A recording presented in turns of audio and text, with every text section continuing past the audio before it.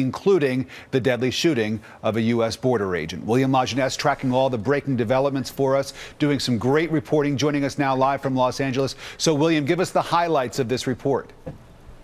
Well, Rick, the report accuses the top people inside the Department of Justice, Alcohol, Tobacco, and Firearms, and the U.S. Attorney's Office of being sloppy, irresponsible, and dishonest, accusing Ken Melson of being an aloof, disinterested ATF director, that the Assistant Director, Bill Hoover, of being derelict in his duties, that Assistant Bill McMahon of giving false testimony to Congress, Head of Field Operations, Mark Chade, of failing to supervise his people, and the agent in charge in Phoenix, Bill Newell, of doing something he knew to be wrong and illegal.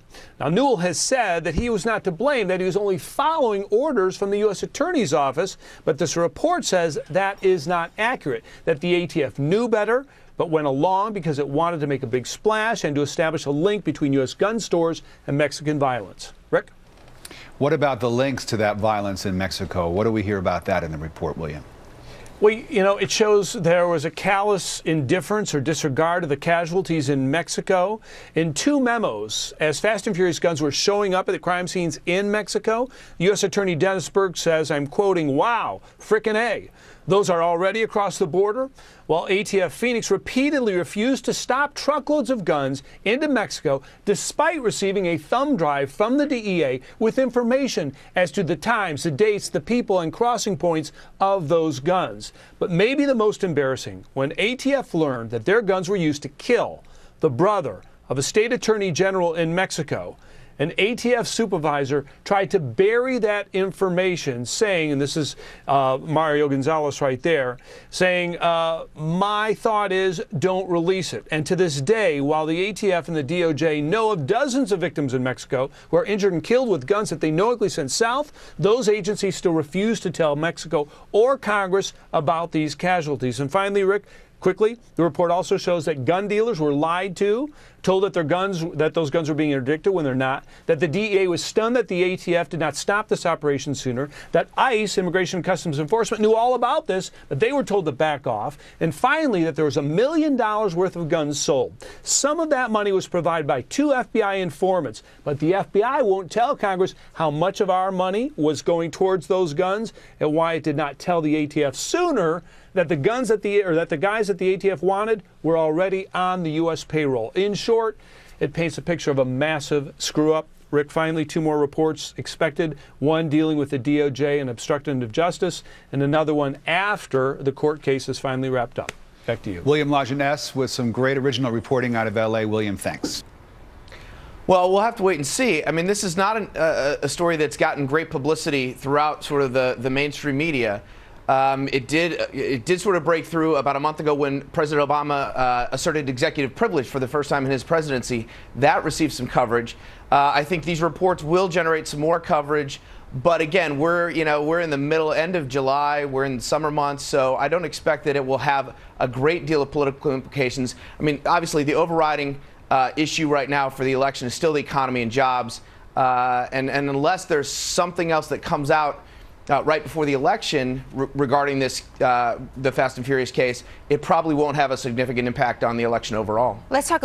Republican congressional investigators conclude that 5 senior ATF officials all bear blame for the failed Fast and Furious gun tracking operation. The report obtained by the LA Times states the gun walking was marred by missteps, poor judgments, and inherently reckless strategy. It claims that Kenneth Melson, then acting ATF director, was made into a scapegoat for Fast and Furious after he told congressional Republicans his Justice Department supervisors were doing more damage control than anything else once the operation became public. But Melson, the report adds, failed to shut down Fast and Furious.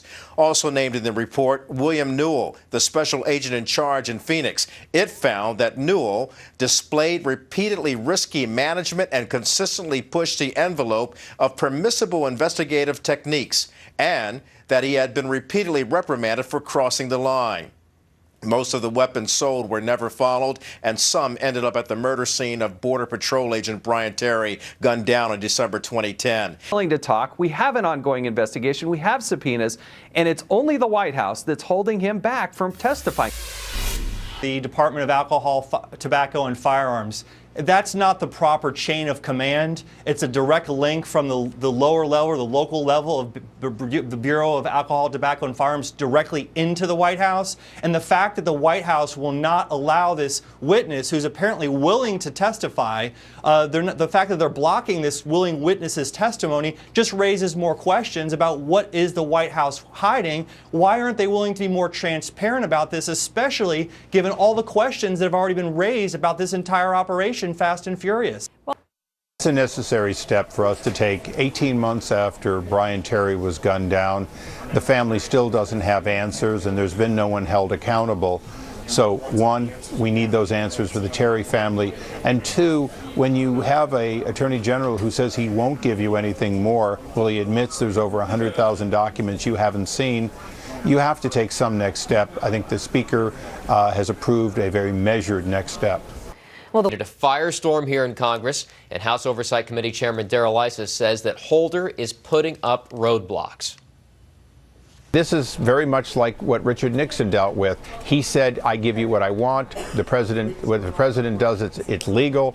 Ultimately, the courts repeatedly cited that he was wrong, that in fact Congress has an obligation, and particularly when the American people have been lied to.